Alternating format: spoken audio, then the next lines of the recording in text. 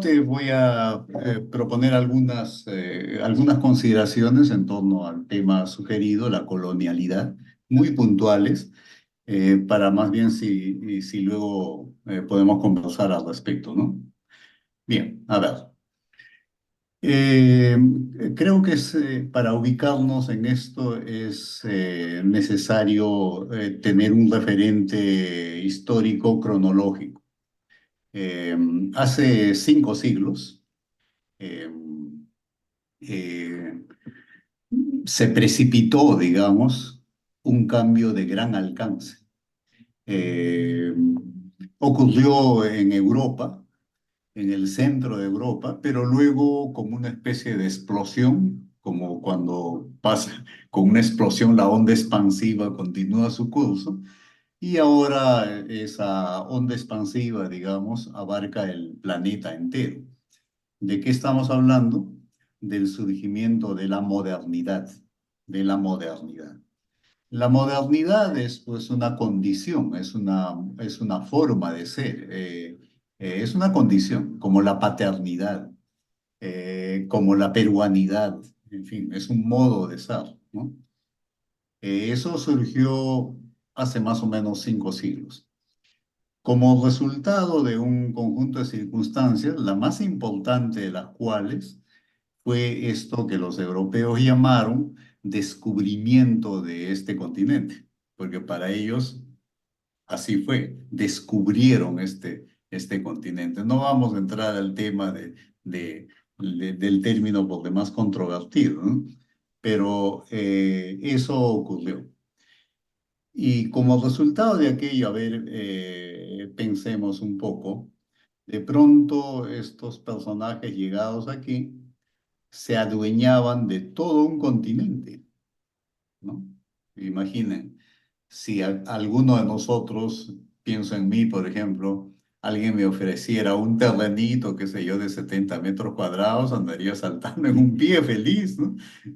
Pero estamos hablando de la apropiación violenta de todo un continente, con toda la riqueza ahora reconocible, más la población en el espacio andino particularmente, había una población, digamos, con un tipo de vida que a los europeos les permitía, digamos, disponer de esta población como una inmensa masa de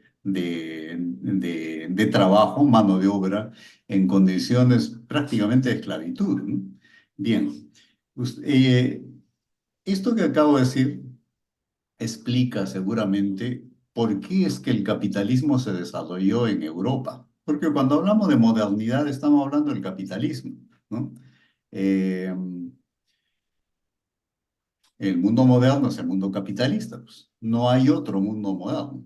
Ah, Hasta ahora no lo hay. Son lo mismo, no estamos hablando de lo mismo. Entonces estamos hablando del advenimiento del mundo moderno, el advenimiento del capitalismo. Y lo que estamos diciendo es que la apropiación violenta de América y de su población fue un potente catalizador que hizo posible eso allí en Europa. Porque hasta que llegaran aquí los europeos, Europa no era la parte más, digamos, eh, más potente del mundo, era China. Todavía era China hasta el siglo XVIII. No voy a entrar aquí a proponer datos que, sin embargo, pueden ser muy interesantes respecto a cómo los chinos estaban muy lejos de los europeos en cuanto a, digamos, a los indicadores que ahora nos permitirían hablar de, de los grados de desarrollo posibles, ¿no? Eh, Bien. Y entonces, ¿por qué es que el capitalismo se desarrolla en Europa? Acabamos de decirlo, porque entran en posesión de un inmenso territorio, pero no era solo eso. Habían algunos otros factores que hicieron posible aquello y que no estuvieron en China, o no estuvieron en la India, o no estuvieron en la Grecia antigua, digamos, ¿no? ¿A qué me refiero? Por ejemplo, eh, en el modo como estas gentes veían el mundo. ¿Cómo veían el mundo los chinos, los griegos? He mencionado algunos, los tahuantinsuyanos de aquí. No lo veían como un objeto, lo veían en principio como algo viviente, sapiente, algo como lo que aquí vino a llamarse Pachamama. Eso era Gaia entre los griegos, no era un objeto, era una gran diosa, ¿no?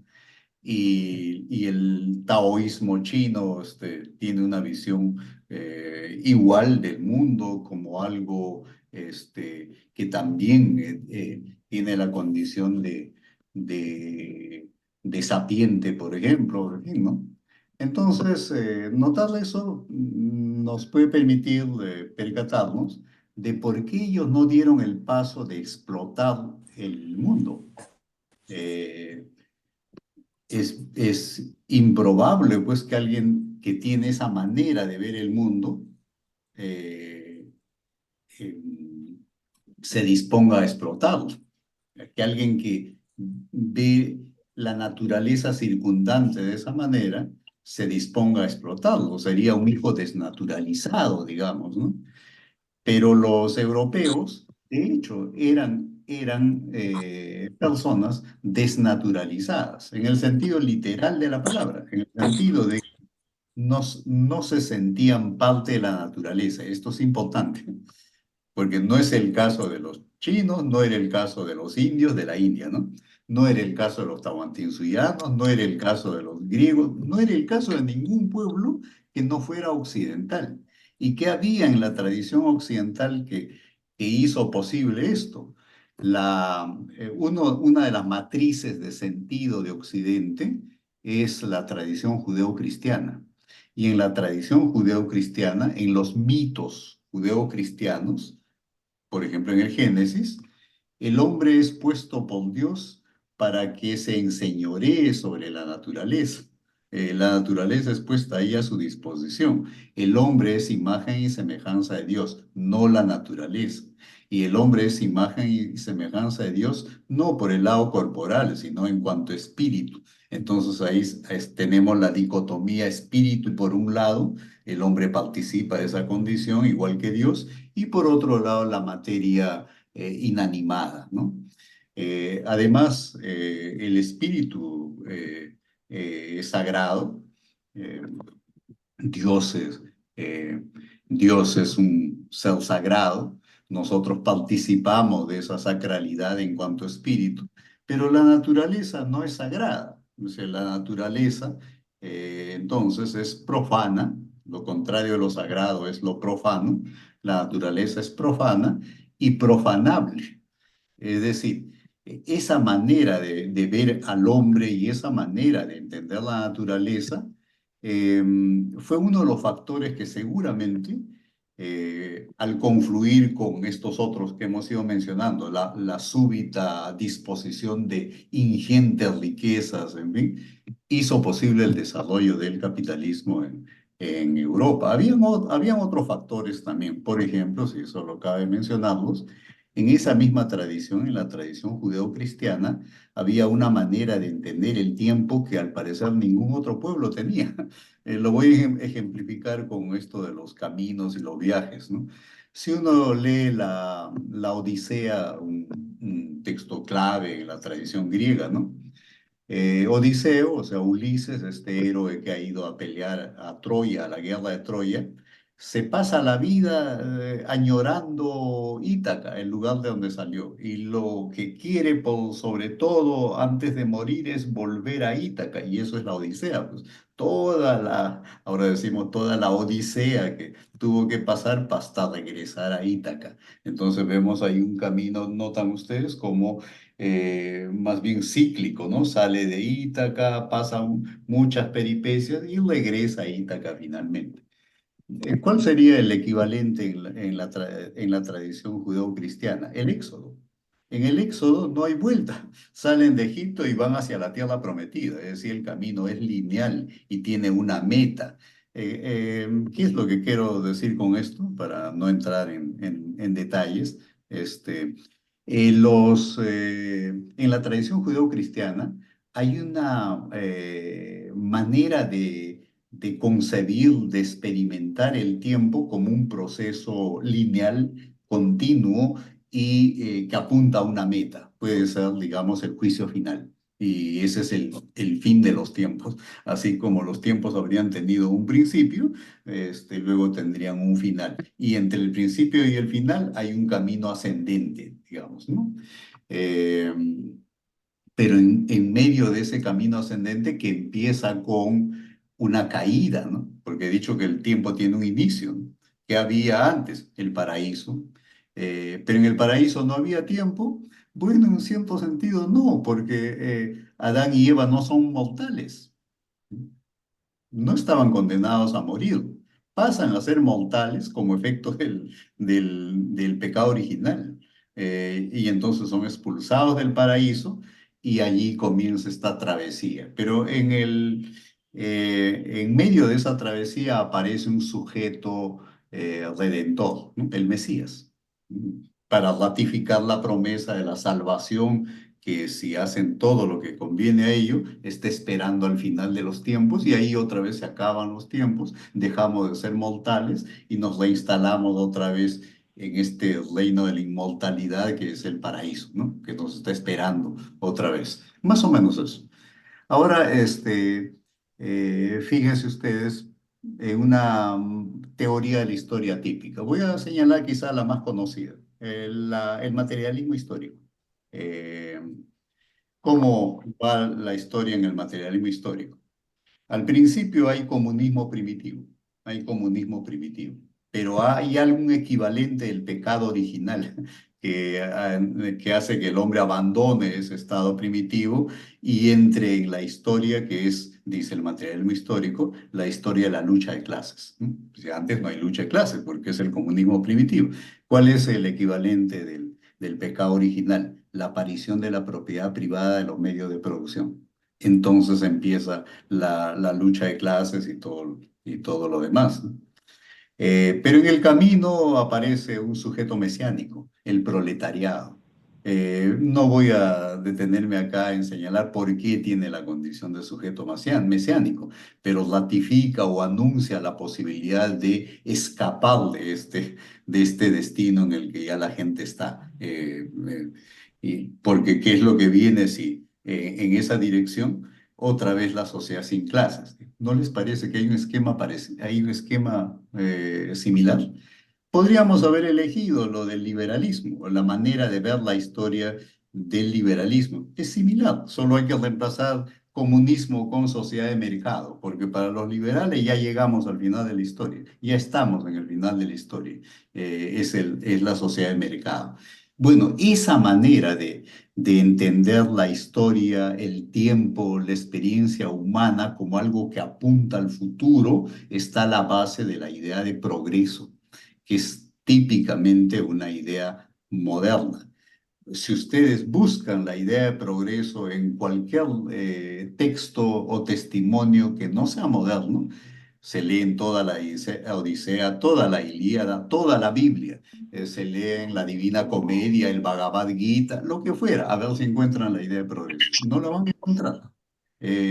No tenían idea del progreso. El hombre más sabio, ya que he mencionado la Biblia, en el Antiguo Testamento se supone que es Salomón. Y Salomón condensa su sabiduría en adagios como este. No hay nada nuevo bajo el sol. Bueno, si no hay nada nuevo bajo el sol, ¿dónde está el progreso ahí? ¿Ven? Eso va a aparecer después. ¿Cómo? Bueno, no es nuestro tema directamente aquí. Lo que estoy queriendo decir es que en la tradición occidental, que fue el resultado de la confluencia vamos a ver esto como un río, ¿no? Imaginemos un río, eso se llama Grecia-Roma. El otro que viene por acá se llama, es el judeocristianismo. En algún momento se encuentran, y en el momento en el que se encuentran, es que aparece eso que llamamos Occidente.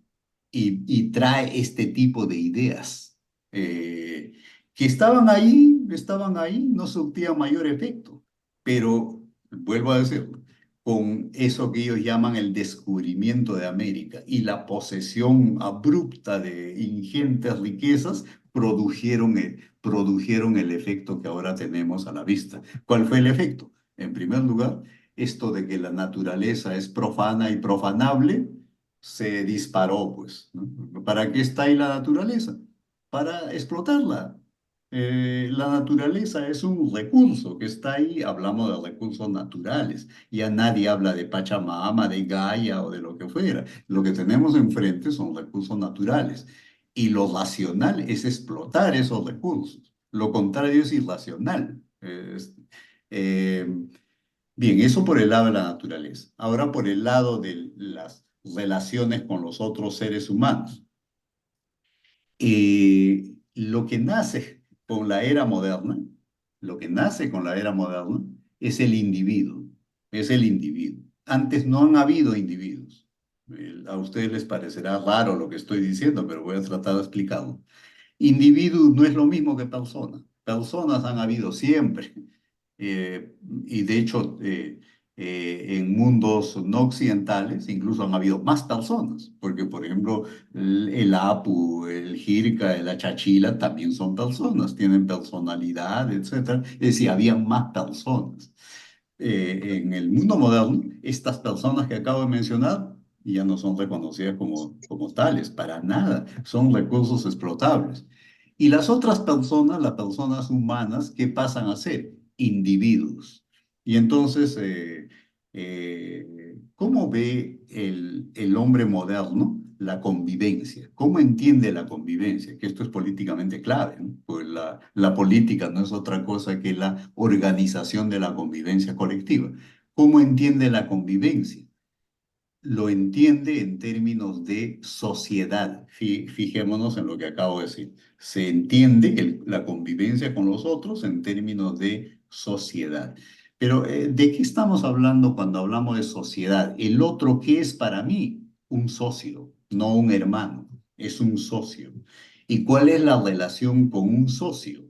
La relación con el socio no es fraternal, pues, es una relación mediada por el cálculo costo-beneficio. Yo me asocio con aquel del que puedo obtener algún beneficio. Él también seguro se asocia conmigo esperando obtener algún beneficio. Así es como se entiende la sociedad. Por esto a la base de la teoría social moderna están teorías contractualistas. Eh, Hay nombres notables en esto: John Locke, Thomas Hobbes, Juan Jacobo Rousseau, etcétera, etcétera. En la base del pensamiento político moderno está el llamado contractualismo y la idea del contrato social. ¿Qué es lo que nos mantiene juntos? Un contrato social. ¿Y por qué y cómo ocurrió este contrato? Se entiende por lo que estoy diciendo que antes del contrato lo que teníamos eran individuos, ¿no es cierto? Entonces lo originario no es la sociedad. Fíjense en esto. Lo originario no es la sociedad, lo originario es el individuo. ¿Y qué es el individuo? El individuo es una persona, claro, pero es una persona que tiene como característica el ser un egoísta calculador. Eso es el individuo. El individuo, en principio, piensa en sí mismo, se afirma en sí mismo, digamos, gira en torno a sí mismo. Entonces, siendo así, al no haber sociedad y al no haber Estado, todos los individuos estarían peleando entre ellos por la posesión de los bienes.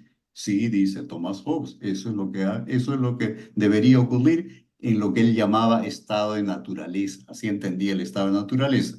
Un momento en el que no hay Estado, no hay sociedad, solo hay individuos y los individuos andan peleándose todo el tiempo. El hombre es el lobo del hombre. Ya, pero como el individuo es un egoísta calculador, calcula pues. Al final lo que quiero es vivir. Lo que más quiere el egoísta es continuar viviendo, obviamente, ¿no? Entonces, ¿en qué condiciones tengo mayores posibilidades de continuar viviendo? ¿En esto? ¿En pelear todo el tiempo con todos o en asociarme con los demás? obvio, en asociarme con los demás. Como resultado de este cálculo egoísta, ustedes notarán, porque surge la sociedad, surge la sociedad. Este, acá tampoco voy a explicar el detalle de cómo procede el contrato social y cómo es que surge el Estado, etcétera, pero esta es la idea, ¿no? Eh, entonces, lo que quiero decir con esto es que sociedad no es lo mismo que comunidad. Son dos cosas muy distintas, yo diría incluso antagónicas. La sociedad tiene la lógica que acabo de señalar. Tiene a la base un contrato entre individuos. Por eso los individuos son lo originario y la sociedad es lo que se origina como resultado del cálculo egoísta de los individuos, ¿no? Bien, a nadie se le ocurre, ustedes sabrán, que una comunidad, este, eh, a nadie se le ocurre que la comunidad se haya originado en algún contrato. La comunidad es originaria, por esto es que naturalmente decimos comunidades originarias. Es que la comunidad es casi prácticamente es una redundancia. Es que las comunidades son originarias, no son resultado de individuos previamente existentes que han decidido agruparse en comunidad. No, es al revés. Mi individualidad, o sea, mi personalidad, se forma en la comunidad. Me educo en la comunidad, adquiero mis gustos, mis usos, mis costumbres, mis vínculos en comunidad. O sea, yo soy lo que soy como resultado de mi pertenencia a una comunidad. Es al revés, como ustedes pueden ver. Pero también entenderán, por lo que estoy diciendo, que la comunidad era un obstáculo para el desarrollo de la sociedad. Y también habrán sacado su cuenta que dado que la sociedad se basa en la lógica del costo-beneficio y el contrato, etcétera, la sociedad es funcional al capitalismo, pues. La sociedad, esta forma de organización llamada sociedad, es funcional al capitalismo. La comunidad no. La comunidad no. Hasta podría decir la comunidad es comunista en el sentido amplio del término. A ver, dame un ejemplo de comunidad. La familia. La familia. ¿Qué es lo que mantiene, qué es lo que garantiza los vínculos al interior de la familia? Esto que se llama fraternidad. No es el cálculo costo-beneficio. Yo hago por mi hermano, por mi madre o por mi madre, hago lo que hago, no porque esté esperando un rédito, sino por cariño. Es una relación de cariño. Permítanme, voy a pintar la plata.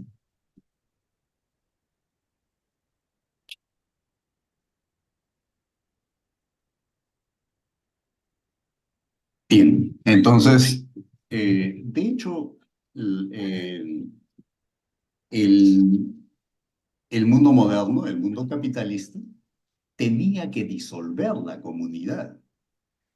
Marx, que es un gran estudioso del capitalismo, lo describe muy bien, lo describe muy bien en el primer tomo del Capital. Y fue una cosa violenta, o sea, no es que el mercado, por su propia dinámica, terminó diluyendo la comunidad. No. Este, lo que él llama el proceso de acumulación originaria del capital, literalmente se hizo a sangre y fuego, como ocurrió con la conquista de este continente, ¿no? Eh, pero bueno, aquí apuntaba en esa dirección, ¿no? Pero por lo que acabo de decir también, puse el ejemplo de la familia, la comunidad no es que haya desaparecido, está un poco como levantando la alfombra y está. O sea, abriendo la puerta, entro a la casa y ahí ya lo que sostiene la vida en la casa no es la lógica del contrato social, es la lógica de la fraternidad, que es otro tipo de lógica. Y por ejemplo, en la pandemia, que fue terrible, ¿qué es lo que sostuvo? Fueron los lazos de hermandad, de solidaridad, los que sostuvieron la vida en todo el planeta. Es decir, las capacidades de la comunidad se pusieron en juego. O pensemos en el cuidado de los ancianos, en el cuidado de los niños, Esto que los economistas llaman economía del cuidado, ¿no? Care economy, dice en inglés. Eso no se hace en la lógica, del costo-beneficio, en la lógica de la ganancia. Y ahí donde se hace no va bien. En realidad se hace en la lógica de la fraternidad, de la solidaridad, que es pues la lógica comunitaria, ¿no? Una, una tercera cuestión es, al final, el hombre se relaciona con el mundo circundante, como quiera que lo vea, eh, y con los demás, como quiera que vea a los demás, se relaciona ¿a través de qué? De la actividad, del trabajo. El hombre es un ser que trabaja, es un ser que trabaja. Entonces, si no trabajamos, no podemos continuar existiendo. A diferencia de otros seres que tienen de alguna manera habilidades naturales, instintivas que les permiten sobrevivir, ¿no? El hombre no, tiene que trabajar, tiene que producir sus medios de vida para trabajar, para existir. Entonces, el trabajo es una cuestión clave para entender todas estas relaciones. Y por lo que he dicho, no hay una sola manera de ejercer el trabajo. Otra vez voy a echar mano de los antiguos mitos, ¿no? Si nos fijamos en los mitos de Occidente, ¿cómo se ve el trabajo? Nos fijamos otra vez en la Biblia, ¿no? ¿Adán y Eva trabajaban en el paraíso? No, no trabajaban. Lo cual quiere decir que desde esa mirada, la mirada judeocristiana, el trabajo es una cosa que ojalá no existiera. Es algo negativo, ¿no? Tuvieron que trabajar como consecuencia del pecado original. Y por eso justamente el trabajo es un castigo. A partir de ahora ganarás el pan con el sudor de la frente, es decir, eh, era parte del castigo al que fuimos sometidos en esa manera de ver las cosas. Entonces hay toda una tradición ahí de entender el trabajo como un castigo, como algo de lo que en cuanto sea posible, mejor es evadirse, ¿no? También esto, si a alguien le interesa, Marx lo describe muy bien en un texto que se titula Manuscritos de Economía y Filosofía, así, Manuscrito de Economía y Filosofía. Hay un capítulo que titula El trabajo enajenado, vale la pena leerlo. ¿Y dónde está el libro? En su celular, bájenselo, está en la red, ¿no? Ahora uno se puede bajar cualquier cosa de la red, ¿no? ¿Y qué dice ahí Marx? Se pregunta. No que existimos, el hombre existe gracias al trabajo. Sí, claro, eso lo dicen todos los que han reflexionado. El hombre existe porque trabaja. Entonces, debería realizarse al trabajar, pero no, lo que vemos es que él trabaja de mala gana. Si pudiera, huiría del trabajo. El trabajo es experimentado como un castigo y él se pregunta por qué. Este, eh, y bueno, hay toda una explicación suya muy interesante allí, ¿no? Este, pero concluye en la necesidad es necesario que se produzca la liberación del trabajo, la liberación del trabajo. Ahora, la liberación del trabajo se puede entender de dos maneras. En clave judeocristiana, ¿en qué consiste la liberación del trabajo? Dejar de trabajar, pues, porque el trabajo es un castigo. Entonces acabó el castigo y dejó de trabajar. Puede ser en el paraíso o puede ser haciendo que las máquinas trabajen por mí, digamos la automatización, que ya está en curso. Eh, pero hay otra manera de entender esto de la liberación del trabajo, ahí en Marx, ya que lo he citado. No dejar de trabajar, sino que el trabajo sea ejercido de tal manera que se experimente como, como un juego, como una fiesta, como una celebración. Y sabrán ustedes que una fiesta, ahí en Puno han estado en la Candelaria hace poco, ¿no? Todos los días ahí bailando día y noche en la calle, están cansados, por supuesto, pero alguien quiere irse a su casa. Si por él fuera o por ella fuera, que continúe la fiesta. Es decir, se experimenta el esfuerzo, el trabajo, pero no como un castigo, no como una pena, sino como algo que más bien atrapa. Lo mismo pasa en el juego. Cuando alguien está jugando, digamos, quiere abandonar la cancha, si fuera un partido de fútbol, por él no, por él no. Y cuando el entrenador le dice, tú, sal, sale de mala gana. Otra vez, no es la actividad física lo que hace que el trabajo sea algo de lo que la gente quiere huir, es otra cosa. Y Marx dice, tiene que ver con esto de la propiedad privada, con tratar al trabajador como si fuera un objeto, etcétera. En fin, he indicado dónde pueden encontrar aquello, ¿no? Bien, entonces, pero por contraste, así como contrasté sociedad con comunidad, esta manera de ver la naturaleza como recurso explotable con esa otra mirada que reconocen en el mundo circundante a Pachamama, a Gaia, etcétera. Aquí, ¿cuál es la alternativa? El Yamcay andino, no necesito yo contarles eso a ustedes lo saben mejor. El Yamcay andino se experimenta como celebración, como juego, como competencia. ¿M? Están ahí los que van a arar la tierra en fila, todos están en fila y en los costados medio mundo, las mujeres, los niños, allá están preparando comida, hay música por acá y en cuanto arrancan, hay guapeo, le dan ganas, alientan a cada uno como si fuera un partido. Y todos se esfuerzan al máximo por llegar al el primero, terminar el surco y el que llega primero, por lo menos en el lado quechua, le llaman collana y todo el mundo lo abraza, lo aprecia y es famoso el resto del año, etcétera. Pero se siente realizado, no quiere huir del trabajo. Es otra manera de experimentar el trabajo. Bien, en resumen, he señalado tres factores. Escogí tres factores para, para conversar, ¿no? La relación entre el hombre y el mundo circundante, la naturaleza, es un tema clave, porque tal como va ahora, andamos mal, muy mal. O sea, tal como va esta relación en el mundo entero en virtud al sistema hegemónico que es pues el sistema colonial moderno capitalista. De ese estamos hablando. La cosa va muy mal. Ahí está el cambio climático, el agotamiento de lo que ellos llaman recursos, la disminución del fondo genético, la desaparición de especies. Así va la relación entre el hombre y la naturaleza circundante. Va mal, por tanto, muy mal. Y por ese camino vamos directo al despeñadero. ¿Hay alternativa? Por supuesto. Esa otra manera de entender la naturaleza, de relacionarse con la naturaleza con respeto, ¿no? En una lógica de crianza, porque es una persona, es un sujeto como yo, nos criamos mutuamente, etcétera, ¿no? Luego mencionamos la relación con el otro humano. En la lógica moderna, el otro es un competidor en el sentido del mercado capitalista. Es- el otro es otro individuo egoísta como yo.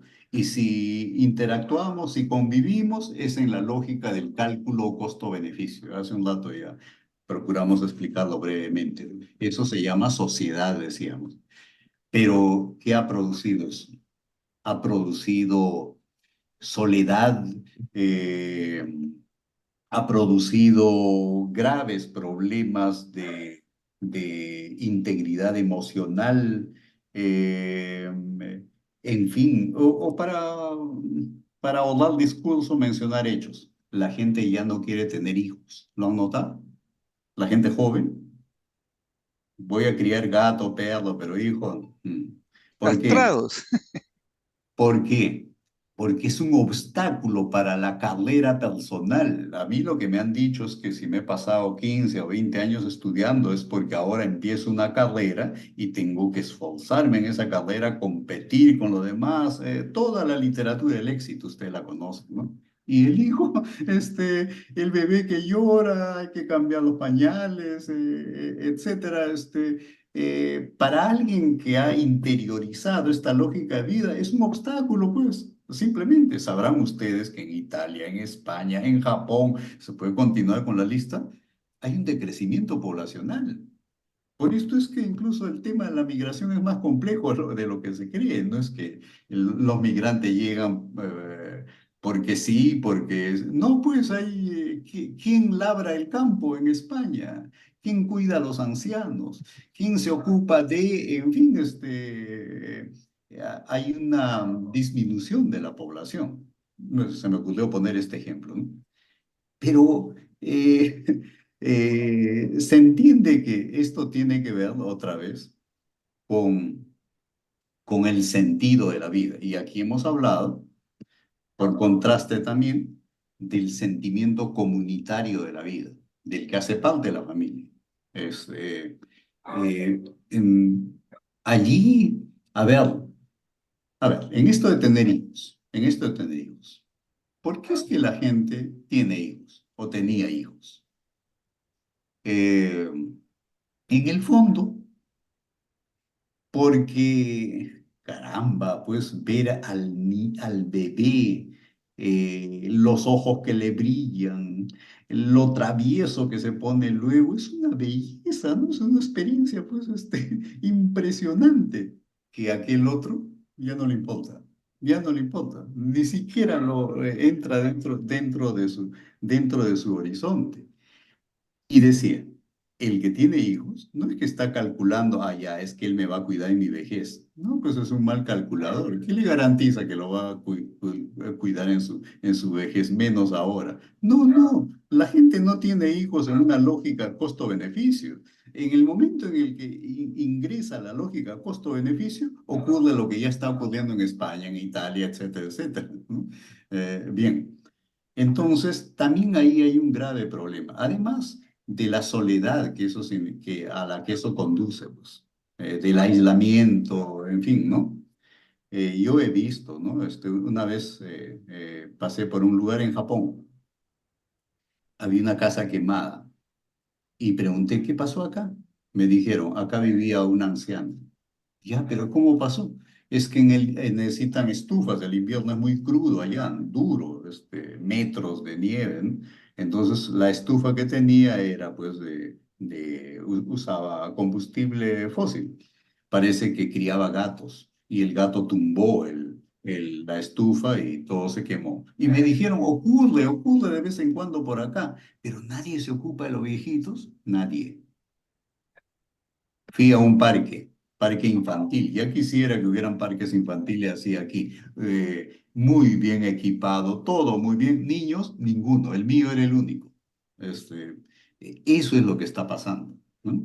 Y entonces nosotros tenemos vida comunal. Eso es potente. En realidad, es importante desarrollar, cuidar eh, los lazos comunales como un modo de resistencia y como una alternativa a esta otra forma de convivencia, cuyos resultados también ya están a la vista y no son deseables. Les aseguro que no son deseables para nada, ¿no? Entonces, bueno, esto quería compartir con ustedes. Y claro, el marco general es que estos fenómenos, esta rara relación con la naturaleza, es rara porque solo ha ocurrido estas cosas que estoy mencionando, solo han venido a ocurrir en los últimos 500 años, o quizá en los últimos 300 años más exactamente. Y en buena parte del mundo, recién entre nosotros será pues en las últimas 2 generaciones. Antes este comportamiento hubiera sido rarísimo, disparatado, etcétera, pero ya se instaló entre nosotros, ¿no? Pero ahí están los lazos comunales y ahora se los valora en el mundo entero, así como se valora la diversidad genética, la diversidad de especies vivientes, se valora el equilibrio climático en el planeta, etcétera. Empezamos a valorar los lazos comunales. eh, por razones que se deducen de lo que he ido señalando, ¿no? Bien, entonces, seguramente en las reuniones que ustedes tengan al ir discutiendo programas de acción, eh, particularmente esto último que he dicho respecto a la importancia que tiene la comunidad como forma de vida, actualizada, obviamente, es clave. En realidad, hubiera querido ocuparme más bien de esto último, pero me he detenido más en las premisas. Este, eh, pero bueno, luego podemos conversar al respecto, ¿no? O les puedo pasar por ahí alguna cosa, algunos apuntes que he hecho al respecto, en el sentido de cómo aterriza esto políticamente en un programa político. No puedo pasar, claro, ¿no? Con Jorge, amigos con los que contacté. Entonces, gracias, no quiero abusar más del tiempo. Gracias más bien por... Disculpa.